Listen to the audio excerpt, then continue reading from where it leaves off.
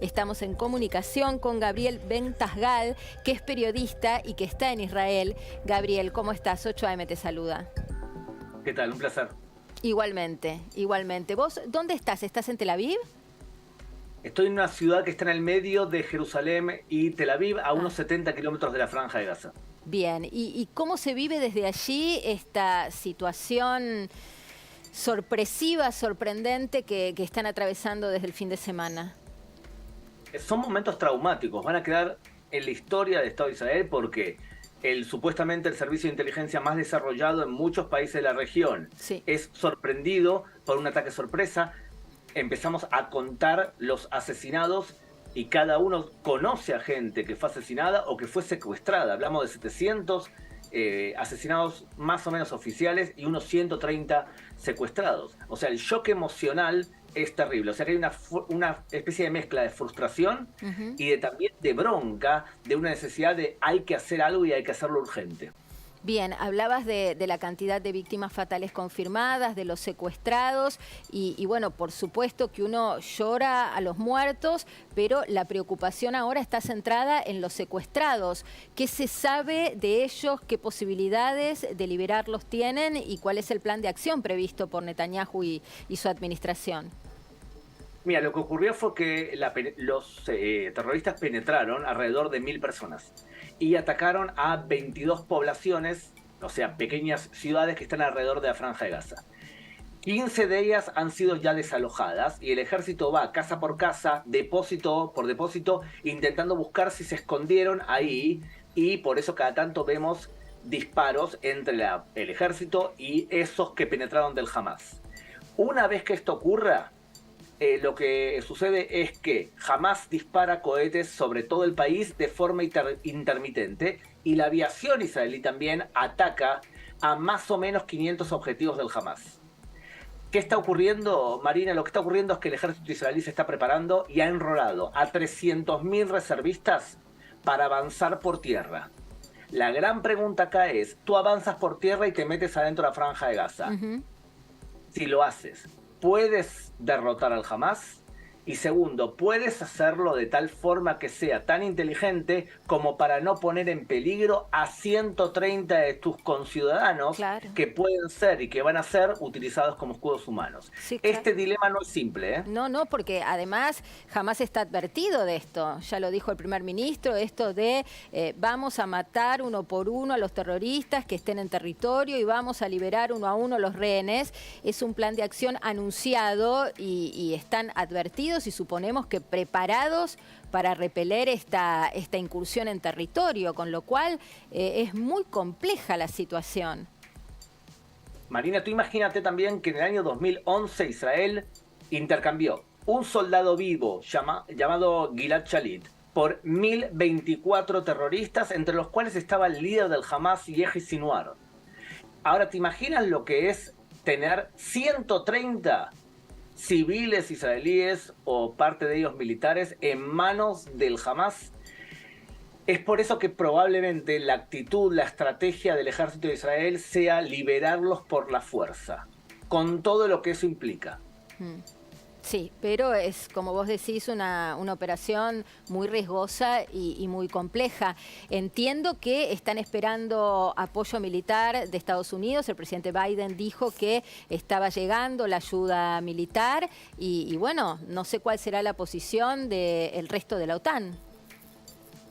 Mira, yo creo que el apoyo de Estados Unidos no está destinado a permitir que Israel combata mejor. Ajá. No creo que el ejército israelí necesite eso contra la Franja de Gaza. Creo que la postura de Estados Unidos es más que nada para evitar que se meta Hezbollah. Si tú colocas un barco de guerra frente a la zona límite entre Israel y el Líbano, le estás diciendo a Hezbollah y a Irán, ustedes manténganse fuera de este juego porque nosotros estamos dispuestos a intervenir si se pasan de la raya. Porque acá la pregunta del millón es si el conflicto va a quedar entre Israel y la Franja de Gaza Sí, o si se van a meter tres sospechosos habituales. El primero, que es Irán, Irán. el segundo, Hezbollah, el tercero, que es los palestinos de Cisjordania. Mientras que el conflicto se mantenga dentro del límite Israel-Franja de Gaza, es probable que se pueda contener y aunque sea duro, no sea una guerra regional. Bien. Sí, para eso está la presencia de Estados Unidos, ¿no? Para garantizar que el conflicto no escale, porque obviamente sería, insisto, una guerra de otras proporciones. Y por lo mismo, entiendo, Gabriel, confírmelo, el gobierno israelí está descartando, ¿no? Digo, ir con un ataque de lleno contra Irán en este caso. Tarde o temprano, el enfrentamiento de Israel con Irán ocurrirá a menos que haya una implosión dentro de Irán y las protestas provoquen que el régimen yihadista caiga. No creo que eso ocurra a corto plazo. No. Esta acción que vemos ahora, entre otras cosas, tiene una explicación, y es que Israel se acerca demasiado a los países sunitas, va a firmar un acuerdo con Arabia Saudita. Sí. Y el objetivo de Irán es lograr que haya un enfrentamiento entre musulmanes y judíos. De esa forma, ningún país musulmán va a querer firmar a corto plazo un acuerdo de paz. Porque cuando disparan contra musulmanes, Irán va a decir, ustedes, Arabia Saudita, que son sunitas, firman un acuerdo de paz con quien mata a otros hermanos musulmanes. Entonces, la intención es posponer este acuerdo de paz, y ese es el objetivo de Irán y de sus aliados, ya sea Hamas o Hezbollah. Sí, está claro. Y contanos cómo se modifica la vida diaria. Bueno, entiendo que hay reuniones permanentes de los consejos de seguridad y de los comités de crisis, pero el ciudadano de a pie, el que va a trabajar, ¿cómo está en este momento? ¿Cómo es la vida allí en esta ciudad que vos decías está entre Jerusalén y Tel Aviv? Nos decían en Tel Aviv que están suspendidas las clases, que el trabajo se hace remoto, que la ciudad está virtualmente paralizada. Sí, hay mucha menos acción y movimiento de gente por las calles. La gente está frente a los televisores ahora escuchando los testimonios de los que se salvaron, los testimonios de los familiares de los que asesinaron y los pedidos de socorro de los secuestrados o bien de los familiares de los secuestrados. Entonces es un momento muy duro desde el punto de vista emocional. Yo quizás te lo quiero ejemplificar con el siguiente suceso. Tengo un hijo de 17 años, gran jugador de vóley.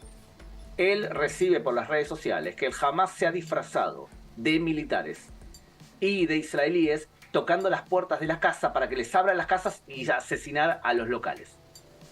Yo me levanto ayer por la mañana y veo que mi hijo dejó un bate de béisbol en la puerta del departamento. ¿A ti te parece normal que un chico pero por supuesto que se dedica a eso tenga que poner un bate de béisbol por las dudas de que él tenga que saltar a defender a su familia? Ese tipo de reacciones es lamentablemente lo que vemos habitualmente cuando vives en un estado de tensión como el que estamos viviendo ahora nosotros. Sí, y hablábamos más temprano de la situación de los secuestrados, que la verdad estamos hablando de niños, estamos hablando de mujeres, de hombres, de población mayormente civil, Gabriel, ¿no? Digo, de ir casa por casa para asesinar civiles. Digo, esto es un ataque terrorista liso y llano. Sí, claro. Sí, como el secuestro de población civil o como tomar como blanco una fiesta electrónica donde hay jóvenes, adolescentes, de todo tipo de nacionalidad, etnia, religión, etcétera, ¿no? Sin duda, asesinar a civiles adrede para conseguir un objetivo político es terrorismo. Sin duda. Entonces, es verdad, hay algunas personas que no lo llaman terrorismo o lo justifican, como la candidata de extrema izquierda en Argentina, que ayer dijo una barbaridad conceptual y una barbaridad intelectual en todo sentido. Bueno, pero la pregunta ahí no sería si entiende lo que es el fenómeno del terrorismo, sino cómo está afinada su brújula moral. Sí, claro. Sí, porque sobre todo lo que dijo Miriam Bregman es una barbaridad desde el punto de vista humanitario, humano, de lógica básica. Ya ni siquiera se trata de pasarlo por el tamiz conceptual o ideológico. No resiste ningún tipo de análisis y repudio absoluto a sus dichos. Por lo menos de mi parte comparto esto que apuntabas. Desde el punto de vista político, ¿qué se espera para las próximas horas? Hemos escuchado al presidente, hemos escuchado al primer ministro. ¿Cómo sigue entonces el planteo de esta guerra que Netanyahu ha definido como larga y prolongada, perdón la redundancia, y difícil? Es probable que se forme un gobierno de unidad nacional con la oposición, un gabinete de guerra que se está negociando en este momento. Por otro lado, hay una desconfianza hacia las autoridades políticas y militares por lo que ocurrió, y la política en este momento es: ahora disparamos, luego vamos a hacer un ajuste de cuentas con los que cometieron los errores. Claro. Claro, bueno, más temprano nos apuntaba un ciudadano argentino en Tel Aviv esto mismo que vos decís, ¿no? Que no dejan de ver los errores de inteligencia, de geopolítica, de estrategia, porque no pueden entender que un ataque coordinado de tamaña magnitud, que por supuesto no se planifica en 15 minutos, teniendo en cuenta que hubo más de 5.000 misiles, ataque por agua, por aire, con parapentes motorizados, por tierra, un ataque de alta sofisticación y complejidad que no haya sido detectado por servicios, ¿no? Esa misma precariedad, con motos, con Pero armas. es sofisticación pura. Es justamente para evitar el rastreo, para no usar tantos aviones o drones, ¿no? Que en muchos casos son interceptados por el famoso Iron Dome israelí. Insisto, para pasar por abajo del radar y caer en una fiesta donde estaban jóvenes y asesinarlos directamente. 260 muertos. No son víctimas colaterales, no. Fueron a eso. Fueron a un asesinar blanco gente. civil adrede.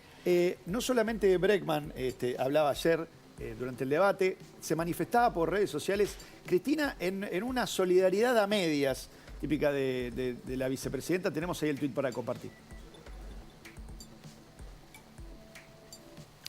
Ahí está, dice la vicepresidente. Hoy por la mañana las imágenes de televisión nos devolvían violencia, muerte y desolación en territorio de Israel. Nuestra solidaridad incondicional con todas las víctimas y sus familiares. No aceptamos y condenamos, como siempre lo hemos hecho, todo tipo de violencia como método para resolver los conflictos entre países. Como ha sido la histórica y tradicional postura de Argentina, exhortamos una vez más a dar cumplimiento a las resoluciones de Naciones Unidas, a los acuerdos de paz y a recuperar los ámbitos de negociación, si nos sacan el ahora seguimos, sobre el conflicto entre Israel y Palestina. En especial, sostenemos la necesidad de dar cumplimiento al concepto de una región en que dos estados, Israel y Palestina, vivan uno junto al otro dentro de fronteras seguras y reconocidas, incluido en la resolución 1397 de 2002 del Consejo de Seguridad de Naciones Unidas. No hay una sola línea que refiera a la condena al terrorismo de Hamás. Exactamente. No hay una sola, y pone en pie de igualdad a Israel y Palestina cuando estamos hablando de un ataque terrorista de Hamás, con apoyo seguramente de Irán y de sus socios tradicionales, donde me parece que no cabe el pie de igualdad ni de las víctimas ni de los actores principales, y no se refiere al terrorismo de Hamás. No sé vos cómo lo ves desde allí, quizá esta es nuestra mirada, me interesa saber la tuya. Yo, por mi experiencia, me contento con saber que lo que viene a partir de ahora es peor. Y te voy a decir por qué. Porque si Israel entra por tierra, van a aumentar las imágenes de inocentes muriendo, tanto del lado palestino como del lado israelí. Y ahí va a aumentar la crítica internacional en contra de Israel y se le va a acusar de uso desproporcionado de la fuerza. Y probablemente dentro de una semana nadie va a recordar en sus informes que esto se provocó por el asesinato indiscriminado de 700 civiles inocentes bailando en una fiesta trans. O sea que, lamentablemente, lo que viene a partir de ahora va a ser peor. Es muy impactante lo que decís, es una mirada pesimista, pero con conocimiento de causa, porque yo la has vivido, y esto me parece que la clave acá, Maxi, vos sos experto en estos temas, es esta intencionalidad o esta acción deliberada de poner en pie de igualdad al terrorismo con un Estado constitucional, que lo que hace es responder a un ataque deliberado a objetivos civiles que ha dejado seguramente más de 1.000 muertos, donde todavía hay personas secuestradas, y es una acción deliberada para atacar objetivos militares y civiles. Pero aclarar esto a esta altura del partido, la verdad es que nos parece de tanta redundancia. Es de sentido común. Es de sentido común, digamos. Hay alguien que, insisto, atacó una fiesta con jóvenes para matarlos. Así de fácil. Gabriel Ventasgal, gracias por este contacto desde Israel, gracias por tu mirada y por sumarnos información. Sé que estás siguiendo el minuto a minuto y bueno, te seguiremos requiriendo para entender el devenir de este conflicto. Muchas gracias. Un abrazo, gracias a ustedes. Muchas gracias. Gracias, Maxi, también por Gracias, habernos Marita. acompañado. A ver, son las 10:01. 10. Así que gracias por el aguante que nos has hecho en 8 AM. Nos reencontramos mañana para el pase con Pablo Fernández Blanco, que es un placer trabajar con esta gente linda en La Nación. Está buenísimo.